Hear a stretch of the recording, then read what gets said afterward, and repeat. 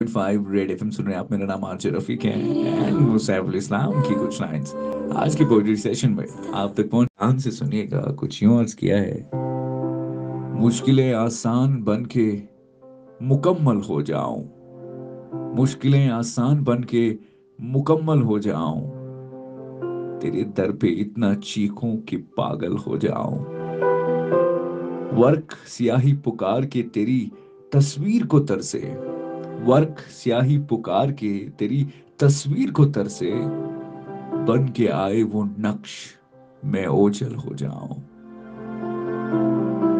आज चंद बरस बीते हैं किसी कश्मकश में, आज चंद बरस बीते हैं किसी कश्मकश में, चारागर तो कभी आए और मैं हल हो जाऊं।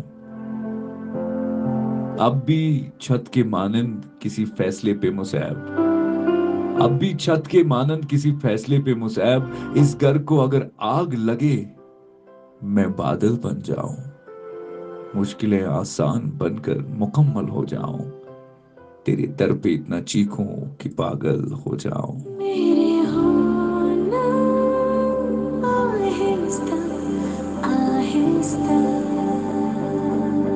93.5 रेड एफएम सुन रहे हैं आप। मेरा नाम आरजे रफीक है एंड वो सैफुल इस्लाम की कुछ लाइंस